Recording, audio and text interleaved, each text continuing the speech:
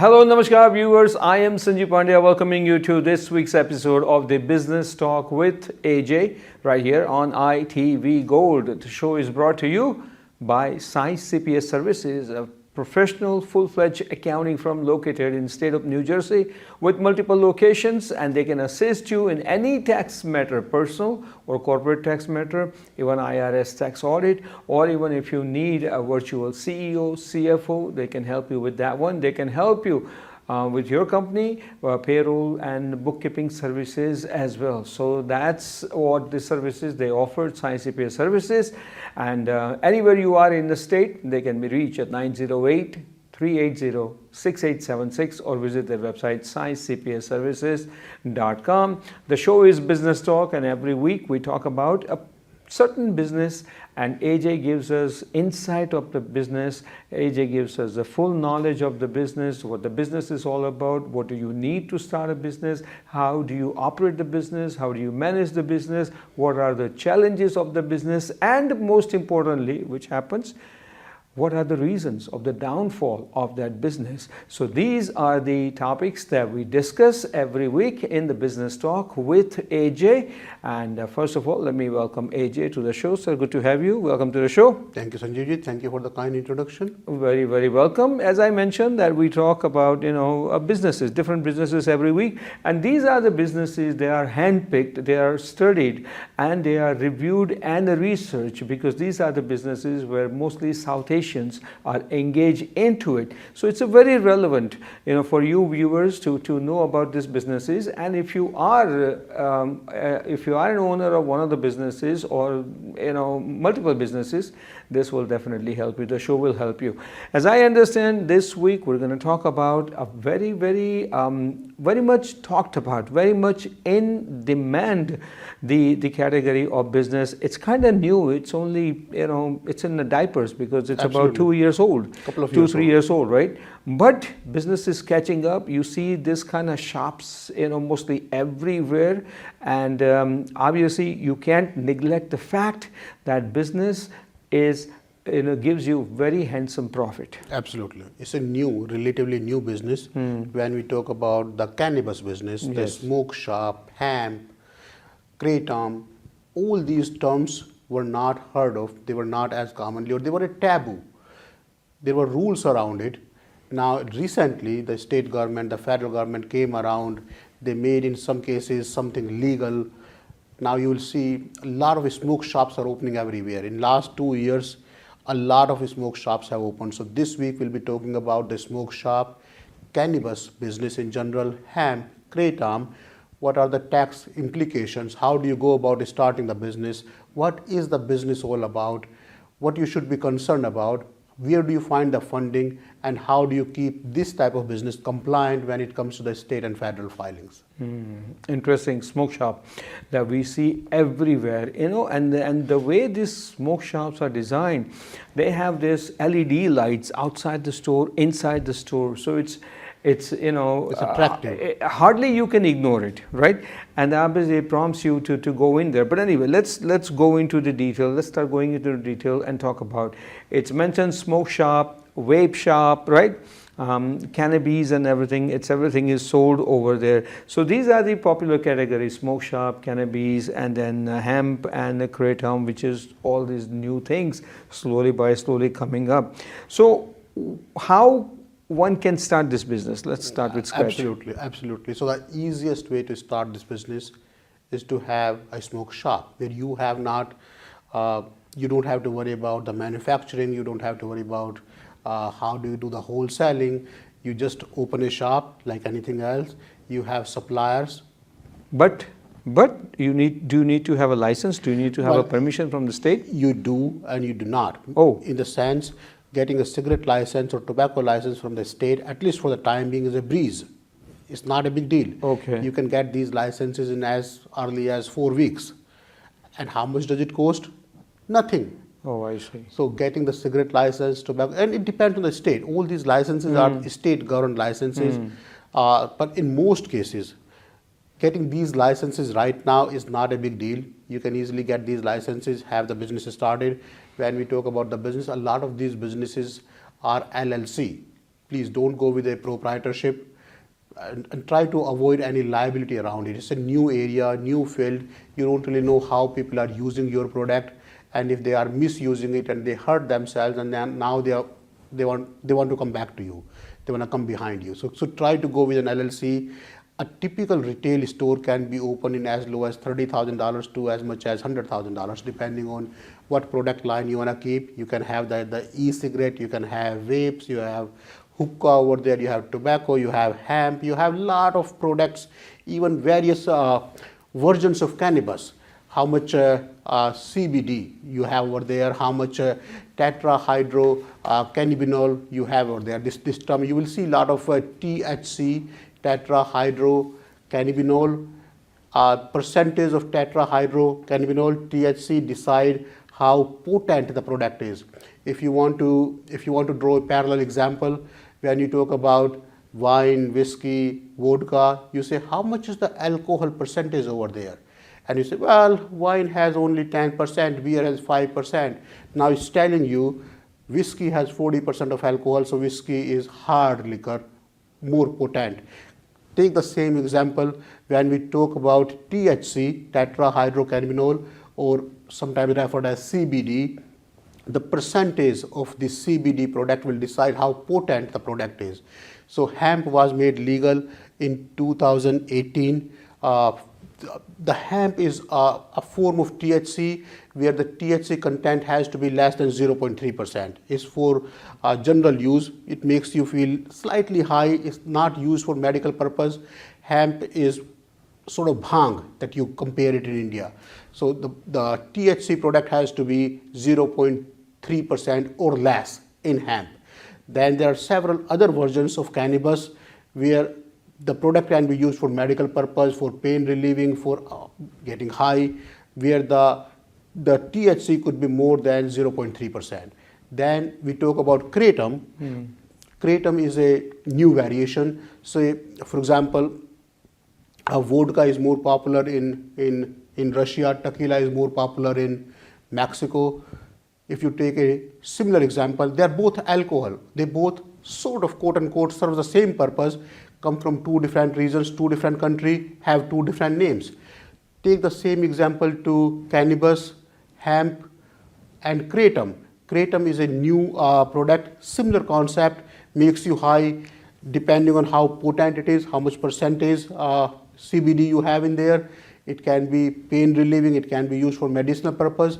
But as many states as we see in US that has laws around CBD, cannabis, very few states, Sanjeevji, have laws about kratom. Yep. Right now, only 7 states talks about kratom when it comes to cannabis in general. 43 states don't talk about kratom at all. So it creates a situation when these products, kratom related products in this example, are more of a gray area product.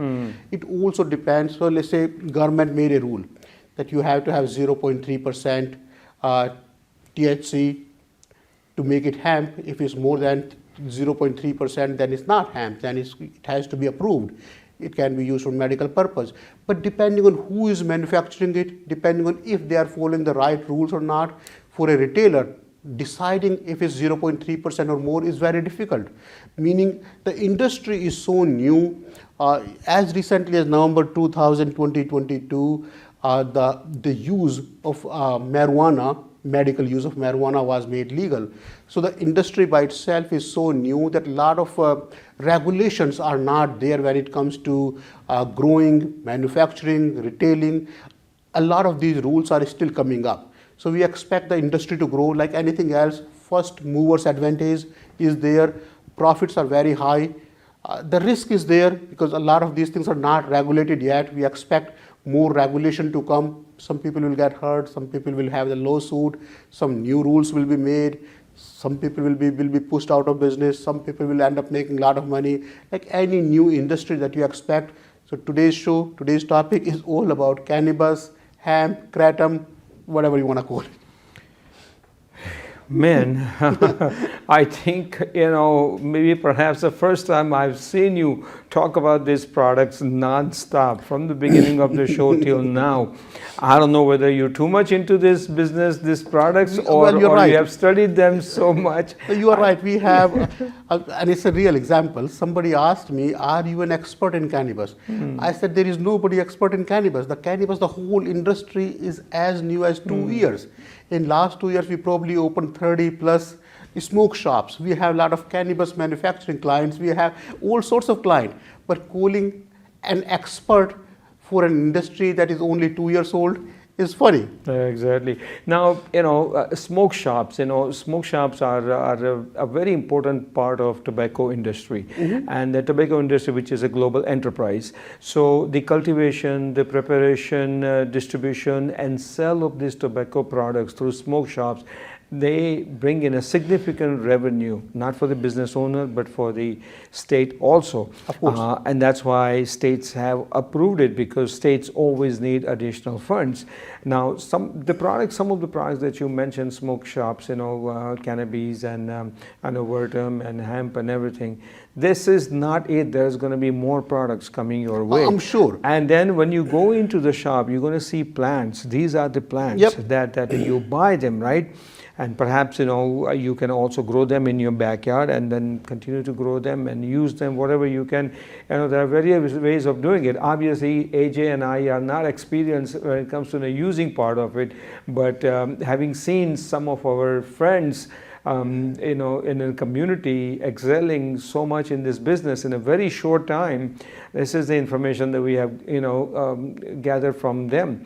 But now look at this way, this is no end, because more products are going to come into it and the teenagers are going to get hooked onto it. One of the things I have noticed, Ajay, is that ever since this came into effect following legalizing of marijuana, you see more and more kind of crazy drivers on the road.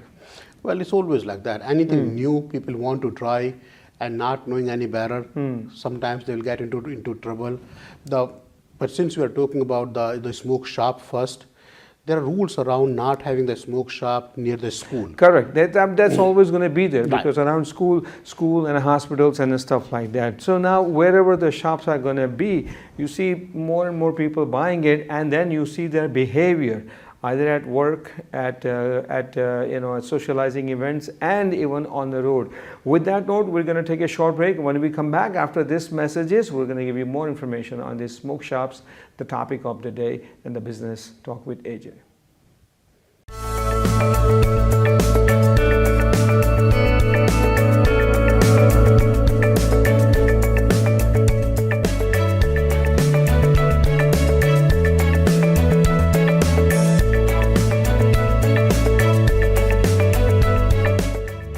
Welcome back to the second half of today's business talk with Ajay. Today's topic is smoke shops. Yes, smoke shops.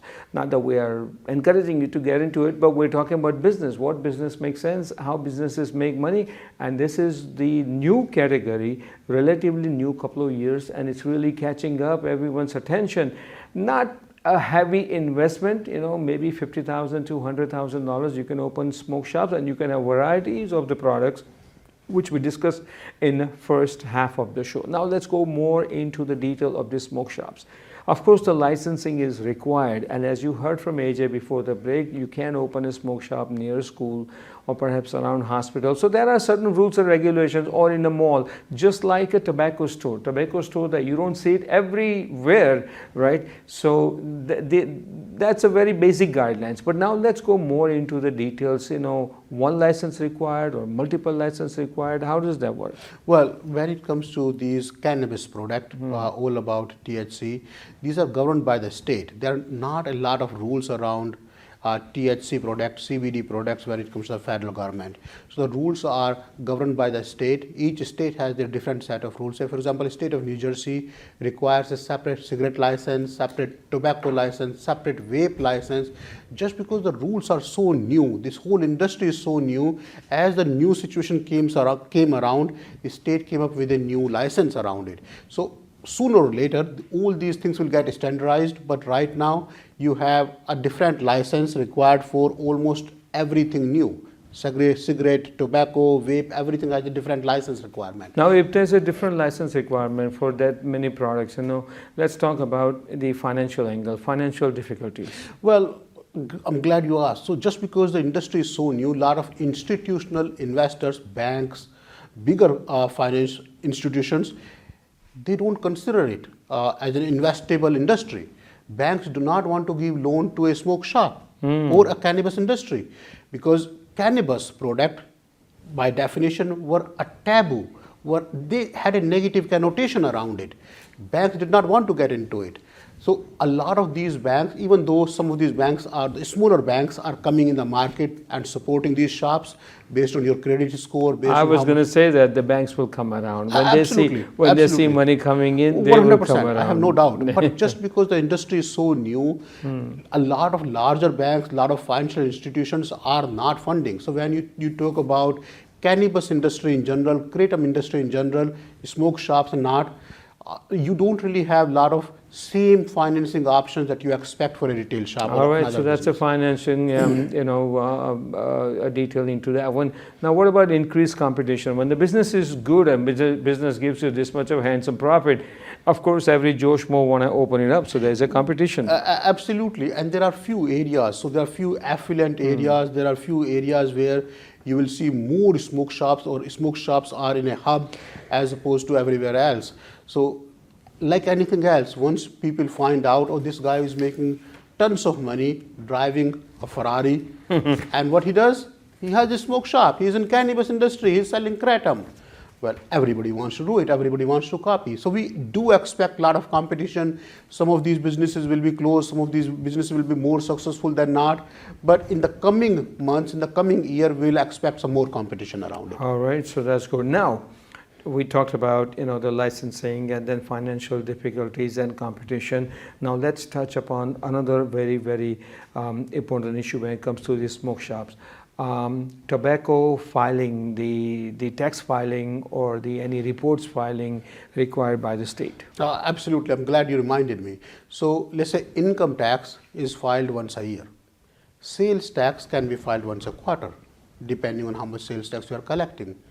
But since this licensing is so new, government wants the tobacco license to be filed every month, especially New Jersey. Again, all these licensing are state governed, but just because the licensing is so new, the state is still trying to find the right balance around it. So a lot of these filings, when we talk about tobacco, cigarette, cannabis in general, are monthly required filing as opposed to quarterly filings. Okay, that's interesting. Now, as we're giving you in-depth knowledge of this smoke shop, right?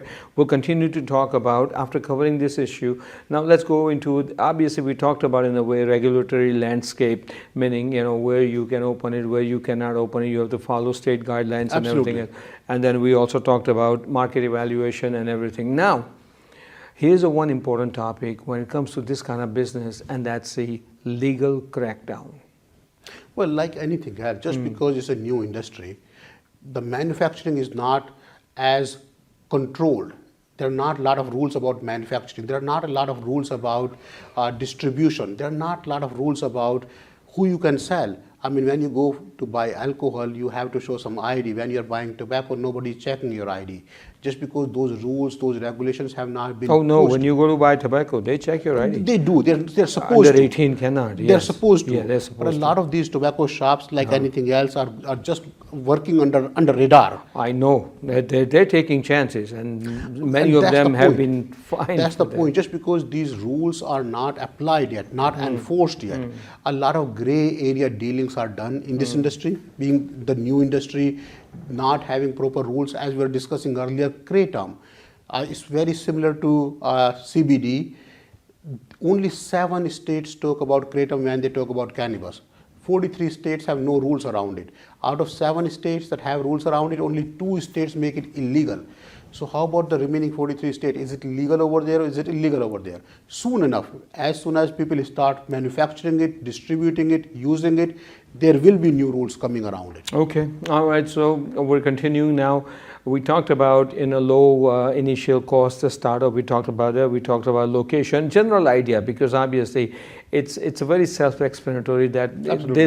this kind of business will have some restrictions when it comes to locations, because you cannot have it everywhere else, right? And then retailer diversity control, that is issue also Absolutely. up there. Now with this many products, obviously there are going to be many suppliers are going to be coming to the store, different products are going to come in. You're going to have a variety of the products in a one store, they're all from different manufacturers. So obviously you have to stay above the competition and make sure that your business works out very well no matter where you are. Now let's talk about negative competition. Absolutely. So when we talk about competition, we are talking about the external competition from other people doing the same thing. Negative competition here means the industry itself. There is a negative connotation around selling tobacco, using tobacco. Even the word tobacco, hemp, is seen as negative word. So when we talk about these taboos, that what does your son do? Oh, he sells hemp, he sells cannabis. Okay, what's wrong with him? So that's this negativity around it. It's a very good business, great margins, at least for the time being, until we see the real competition. But there is still within the industry there is a negativity around it, and that's what we refer as negative competition. Obviously, this kind of business will have some negative implications on it. Right. Okay, now, there cannot be a business that we talked about in our show and we do not touch upon the tax issue for that business. So let's talk about, taxes, what kind of, tax return to be filed, and the tax planning for this kind of business. No, absolutely. So please, when you are starting a new cannabis type of business, keep it as an LLC. Try avoiding the proprietorship. The business is too new. A lot of people are not following the right rules, the guidelines, the regulations. So the risk is very high. Having an LLC will protect you to a certain extent. If you can have a holding company, have the LLC owned, that will be better than you yourself owning the LLC. Make sure you understand the rule. It's not about sales and use tax only. Tobacco tax, cigarette tax, there are a lot of taxes that needs to be paid monthly as opposed to the sales tax that can be paid quarterly. Then make sure you understand the income tax side of it.